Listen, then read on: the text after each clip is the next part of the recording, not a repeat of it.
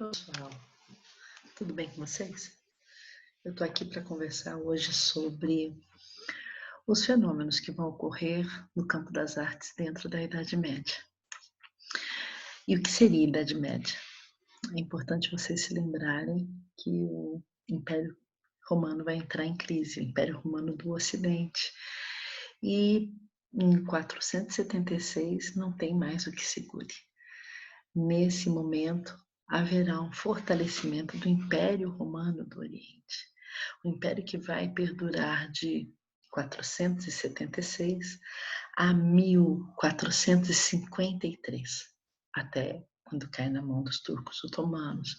E aí vai dar ensejo a uma nova fase da história, que é a Idade Moderna. Vamos falar sobre a Idade Média? O que nas artes são tão interessantes assim?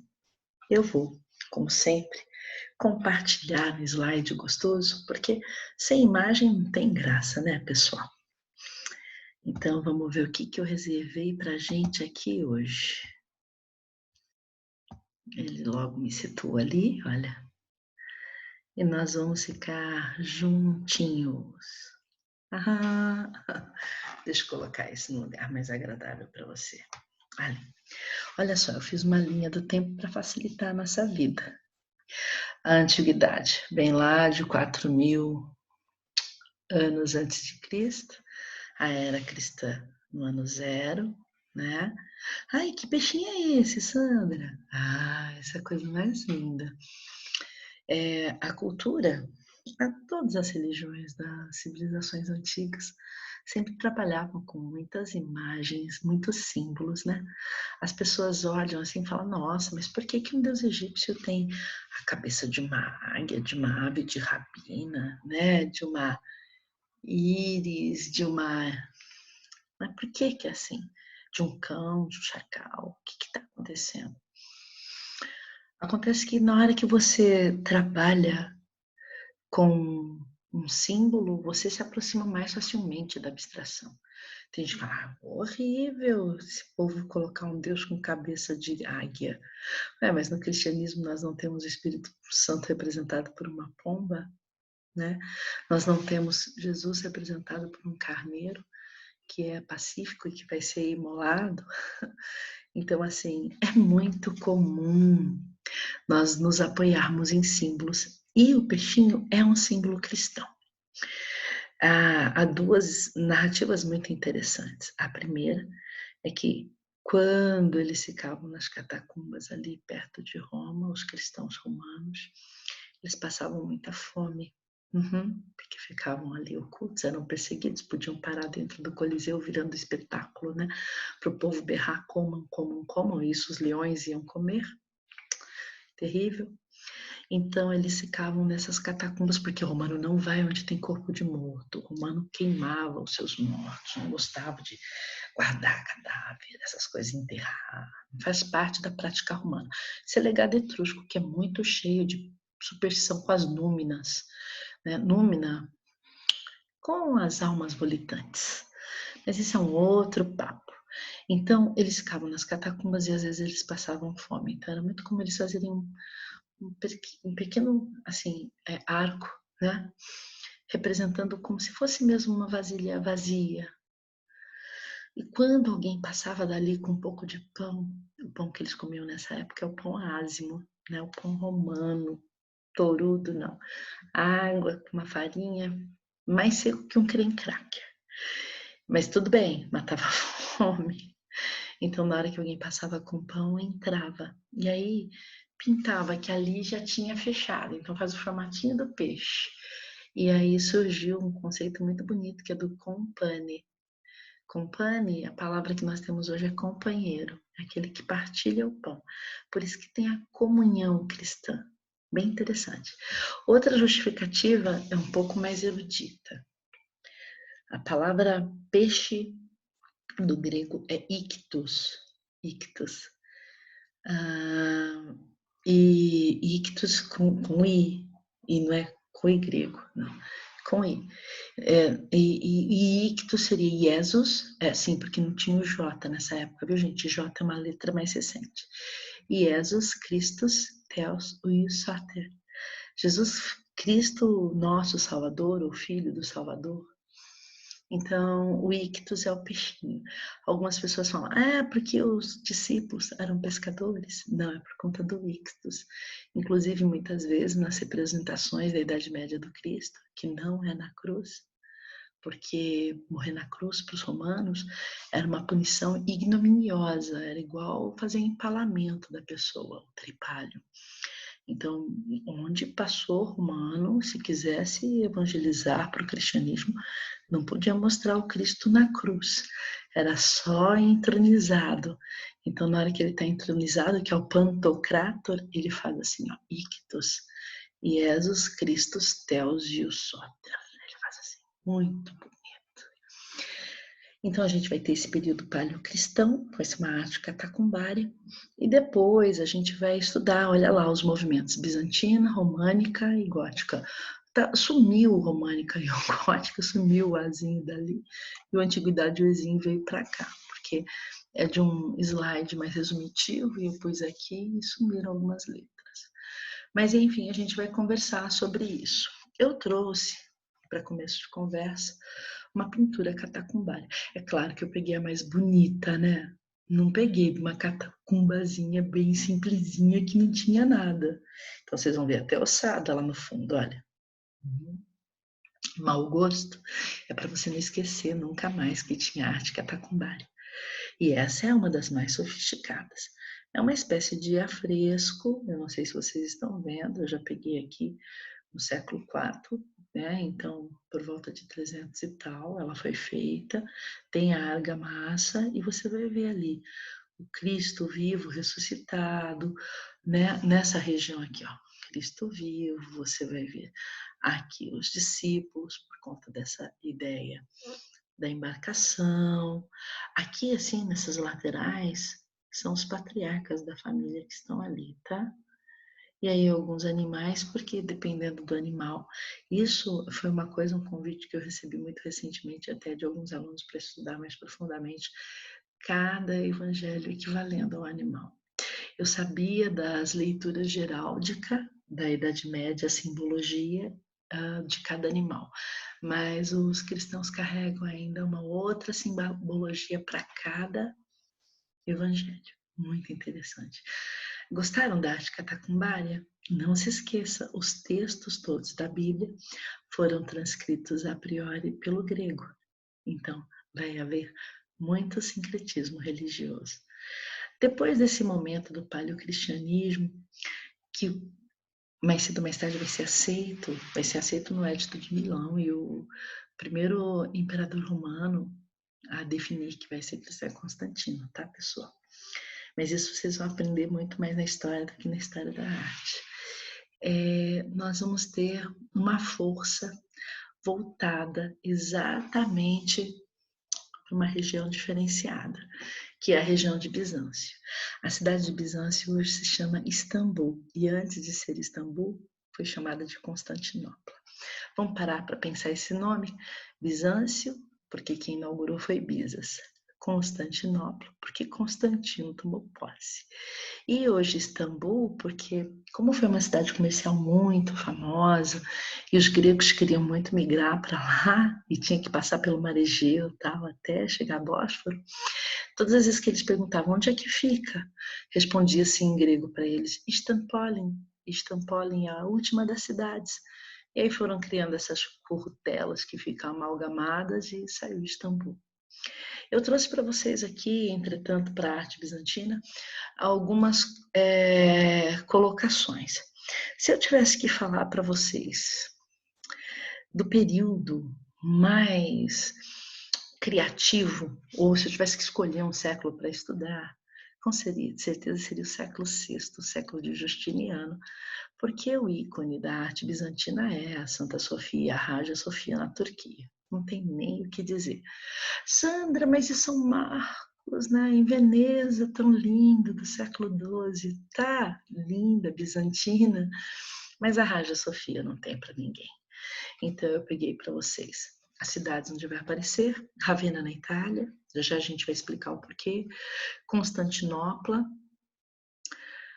e o Sinai no Egito, porque lá tem um monastério que me interessa muito para a gente discutir a vida monasterial desde Santo Antão. É uma arte cristã, né? Os mecenas, né? Os mantenedores, tudo isso são imperadores cristãos, são homens de poder cristão. A arquitetura monumental, especialmente com a Santa Sofia. E se fosse para escolher uma linguagem muito própria da arte bizantina, é o mosaico. O mosaico bizantino ele é feito com tessela, com vidro colorido. Nossa, a qualidade do vidro. Quem for à Itália ou quem pesquisar a Itália, dá uma olhadinha no vidro de Murano, como consegue ser colorido. E eles vão na massa do vidro, inclusive, colocar pó de pedras preciosas, de ouro. Às vezes eles fazem o trabalho em mosaico com ouro mesmo, com lápis lazuli berilo mesmo. Então é muito sofisticado, gente. Brilha. Muito arco e muita cúpula, porque é um legado romano para sempre. São estruturas arquitetônicas muito funcionais. E a pintura que vai aparecer em têmpera e em cáustica sobre madeira. Não vai sobrar muita coisa, porque como quem estudou história, você sabe que lá na Turquia vão perseguir imagens. E enfim, vamos a isso. Primeiro mapa, né, gente? Eu adoro olhar um mapa. Olha lá que lindo. Primeiro vem comigo para a Península Itálica. Tá olhando lá? Acima de Roma, a cidade que primeira que você vai ver é Ravenna. Estão vendo? Ali vai ter muito material disso. Por quê? Porque assim que os godos começaram a invadir a Península Itálica para o derradeiro, né, para o final desse Império Romano do Ocidente, os que eram poderosos queriam se esconder ali dentro da Península Itálica. Reza a lenda que em volta de Ravenna era um charco muito grande. E ninguém que vem cavalgando depois de atravessar ali, por exemplo, os Alpes, teria coragem. O cavalo aquecido, passar com ele por uma água, né? O charco muito longo, o cavalo nem entra. Então eles colocaram um QG em Ravenna. Em Ravenna seria adorável conhecer, eu não conheço, eu sei decor, mas não conheço. Tanto a igreja de San Vitale como o mausoléu da Gala Placídia. Se você puder google aí, mausoléu da Gala Placídia e San Vitale. A gente vai ver o San Vitale aqui. Eu acho até que o mausoléu é mais charmoso por dentro. Mas em São Vitale eu tenho mosaicos que caem mais em provas em concurso, então foi assim que eu escolhi. Depois você vai ter, olha lá que linda, Veneza, que vai ter a Catedral de Ouro, Catedral de São Marcos, que é de 1100 e tal. Você desce pelo Adriático, né? E entra pelo Egeu e vai chegar ali antes do Mar Negro, exatamente em Constantinopla, que tem aquele ponto amarelo. Então a gente está vendo aqui domínio do Império Bizantino, toda aquela área ali que ia para Antioquia, Síria, onde é o domínio árabe hoje. Tudo ali, muito poderoso, né? E aí a grande, dá uma olhada se a gente começa ou não animada essa história. Esses minaretes que vocês estão vendo, parecem os foguetes, tá vendo? Isso é do mundo islâmico e foram colocados depois que os turcos otomanos tomaram posse. O arquiteto é grego, vocês já devem ter visto ali, Antemir de Tralles, né, Isidoro de Miletos. Olha, o primeiro planejamento era só a cúpula fechada. Aquela lá do Império Romano, tal, do Pantheon, tem um óculo, é aberta. Aqui conseguiram uma pedra que dizem que veio lá de perto da Armênia, que é levíssima. Levíssima. Nada é tão leve assim, né? É leve perto do peso da pressão da construção. Então era para ser a cúpula só sobre 4 arcos.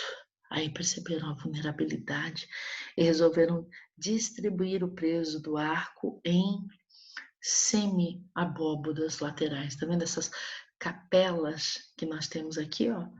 Essas capelas radiantes é para poder sustentar o peso de tudo isso. E dentro toda forrada de mosaico. Hoje não, porque os turcos otomanos, primeiras cruzadas depreciaram muito, né? Mas depois os turcos, sobretudo a quarta comercial, depois os turcos otomanos não gostavam de imagem e tiraram. Agora, olha o tamanho das pessoinhas lá embaixo. É enorme, não é? Um sonho. Aqui a planta e a fachada, um sonho. Fala sério, quantos arquitetos hoje dariam conta de planejar isto e não cair? Ah, se você chegar lá vai estar cheio de andaime, porque realmente o peso e a estrutura com o tempo vai ficando vulnerável. Ela por dentro está assim hoje, se vocês observarem aqui, ó, ao pé da cúpula, vão ver aqui e ali algumas regiões que a pressão fazia ceder. Ela era toda revestida de mosaico, mas hoje nós temos esses textos que são lindos do islamismo, fazendo referência à misericórdia de Deus. Aqui nesse centro, onde também há um texto, havia um Cristo pantocrata. Ego sum lux mundi, eu sou a luz do mundo. Mas foi retirado. Agora a gente vai dar uma olhadinha lá em Ravenna. Minha bolinha amarela ficou um pouco fora. Olha São Vitália. Essa igreja é um chuchu. Sandra, ela está suportada aqui por semiarcos. O que é isso? Chama arco botante. Vai ser muito mais característico da arte gótica, mas nós já tínhamos nos idos de 526 a sustentação por arcos. E o que ela tem de majestoso? Olha isso, o plano octogonal. Na Idade Média, eles vão referenciar muito três números: o número 4, o número 8 e o número 16. 4, as maravilhas do mundo, né? Terra, fogo, água e ar, as 4 estações do ano, né? Assim, o número 8 são as inteligências humanas que podem trabalhar o mundo da matéria. E o número 16 é o número de Deus, porque o maior polígono que eles conseguiam fazer sem instrumentos elaborados. Hoje, não sei quantos lados você consegue no polígono com o computador, mas eram 16. Então, era o número de Deus. Olha que lindo esse com 8. Olha as capelas radianas que eu falei aqui, radiantes ou radianas aqui. Lindas, né? Aqui vai ter uma galeria. Olha, um domo central. Vamos ver o que a gente tem nas ápices, nas capelas. Olha, olhando aqui, a sensação que dá é que é tudo muito amarelecido, mas na realidade é colorido. Vocês percebem desse lado? É que eu queria que vocês tivessem uma visão genérica. Olha aqui tudo coloridinho. Olha aqui, olha. Eu vou aproximar. São mosaicos coloridos assim, Sandra? São. Pedrinhas, todas elas incrustadas. Consegue imaginar? Viu o Cristo como ele está ali, exuberante? Isso é chamado Cristo majestoso. Uhum. Ou ele vem entronizado, ou ele vem sentado em cima do mundo, assim. Sempre muito festivo. Outra coisa que eu queria que vocês observassem é atrás da cabeça dele, essa auréola. Você sabe por que tem isso aí? Ah, é porque é de ouro. É porque eles expandiram a cultura cristã até o Egito. E lá se cultuava Horus e Amon-Ra, muito frequentemente. E o símbolo deles dois era o sol. Então colocaram atrás dos imperadores romanos, do próprio Cristo, o sol. Isso daí é um sincretismo religioso com o Egito. Agora, dois lindos, eu preciso sair daqui, né? Dois mosaicos lindos. Eu vou tentar ler com vocês. Justiniano, primeiro, ó, decora algumas características, tá? Pé chapado, todo chapado. Não tem aqui tridimensão nenhuma. O corpo é pecado. Tudo que era cristão, o corpo é pecado. Então é muito tecido para tapar tudo. Inclusive as mãos indicam que um movimento egóico. Então só vai mostrar a mão se justificar por algum motivo. Então nós temos aqui, olha, Justiniano, que vai imperar em todos os lados, inclusive no Egito, com um manto rubro, porque todas as assinaturas cristãs do início eram à base de sangue, então o voto dele de sangue de seguir o cristianismo. Um cesto, um pão único, para dizer que ele doou tudo que ele tem. Ele é um homem da comunhão. Ele está seguido dos seus conselheiros que o obedecem, por isso não mostra a mão, mas são conselheiros nobres. Aqui, muito provavelmente, é aquele que pode assumir o cargo dele caso ele morra, por isso a mão aparece pela metade, e é o que comanda todos os militares. O exército, inclusive, olha que lindo esse em berilo e lápis lazuli. Opa, não, volta lá. É um exército que é cuidado por Cristo. Aqui você tem ki, uma letra grega, e aqui você tem ro, Cristo. Muito legal. Desse lado você tem o clero. E aí as mãos dos clérigos aparecem porque eles seguram instrumentos sagrados. Então, o crucifixo, a Bíblia e o turíbulo. O turíbulo é aquele que vai espargir incenso. É um pecado que, para poder caber tudo, a gente tem que cortar algumas imagens, mas aqui a mão dele ultrapassava o border, esse border aqui, esse contorno, para dizer que ia levar o evangelho em todas as sortes. Aqui está a mulher de Justiniano, Teodora. Olha o luxo. Olha quanta pérola. Muito chique essa mulher. Dizem que era voluntariosa, difícil. E o que ela está fazendo? Ela está levando o graal. A demanda do graal, a busca do cálice, em que... A história é linda, eu vou contar rapidinho. Dizem que quando Cristo estava na cruz, pediu água, e os romanos, muito cruéis, foram dar fel, uma bebida mais acre que vinagre, e colocaram numa esponja. E para fazer sátira, ainda deram a lança com aquela esponja para o soldado mais baixinho. O nome dele era Longini. Ele normalmente funcionava muito bem para cumprir ordens rápidas para encontrar coisas, porque era miúdo. Então Longini pula, pula, pula. Resultado, não consegue dar nem o fel, até rela o fel na boca do Cristo, e pulando ainda fere o torso do Cristo e faz uma única chaga, que é a do peito. E esparge o sangue do Cristo na cara de Longini e ele se converte na hora. E José de Arimateia, um homem muito rico que acompanhava a crucificação, recolhe o sangue de Cristo num cálice. E aí criaram a demanda, a busca por esse cálice. E diziam que quem bebia do sangue de Cristo teria vida eterna. Aqui ela indica que isso é uma metáfora, porque ela vai com o cálice em direção à pia batismal. Então, a vida eterna se dá através da conversão. Muito interessante. As mulheres que estão aqui é a corte daquele senhor. Primeiro porque esses homens não tinham uma mulher só, né, gente? E depois se ela, tanto é que você vê os anéis. Quanto mais anéis, mais esposas, né? A cerimônia de beijar a mão da mulher é a cerimônia do beijo-anel, não é da mão, é da mulher casada. Mulher solteira beija no rosto, mulher casada beija a mão, porque é respeito ao marido, então tem o anel do marido. E a corte toda dela, que são as damas de companhia. É algo muito interessante. Aqui eu trouxe um Cristo sisudo, severo, porque ainda vigora muito a ideia do Cristo judaico-cristão. Se o Cristo, só pela cultura do Evangelho, é um Cristo de amor, o Cristo judaico-cristão é assim, austero. E gosto que vocês observem essa característica do cabelo capacete, assim, a designação técnica, tá? Porque surge já esse conceito do exército de Cristo. A conquista de território, a permanência no território, todo ele com o apoio do Deus Todo-Poderoso, do Cristo Pantocrator. Agora eu quero mostrar para vocês dois tipos de pintura, a encáustica e a têmpera. Essa é a encáustica. Como é que ela é feita? Olha aqui, você tem uma Maria entronizada. Nessa época começam a cultuar Maria. Nada como no período gótico, mas começam a cultuar Maria e é o que vai tirar a mulher da vida privada e vai trazer a mulher para a cena principal. Vai ser a partir daí que vai surgir um amor cortês. É a partir daí que muda efetivamente o lugar da mulher na sociedade, sabe? Queria que vocês olhassem aqui efetivamente toda a corte, né, é santificada e Maria está entronizada. Mas como é que se faz a encáustica? Você vai pegar leite, cera de abelha e pigmento, aquecer tudo isso, fazer um bem bolado e vai ter tinta para pintar madeira.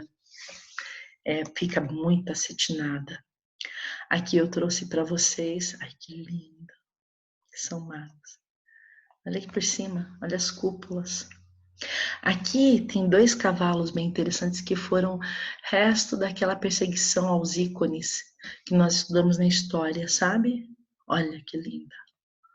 Maravilhosa, né, gente? Olha por dentro. Deixa eu sair daqui. Olha. que você me diz, bebê, disso? É ou não é monumental e suntuoso? Lindo de viver. E aí, enfim, eu quero mostrar a têmpera. A têmpera é igual ao nosso guache, pigmento com água e um aglutinante. Eles gostavam muito de ovo nessa época, mas também é possível usar alho. O alho aglutina bem, permanece bem. Eu já sei, você está inconformado com a face do Cristo, que é um adulto. Até o período gótico, no início do Renascimento, o Cristo vai ganhar a feição de criança. Até o período gótico, é isso que nos reserva. Bom, eu vou ficar por aqui. Nós vimos hoje a cultura paleocristã e bizantina. Eu espero que vocês tenham gostado. Deixa eu parar de compartilhar para poder me despedir. E, enfim, começamos aí a Idade Média. Bons estudos para todos vocês.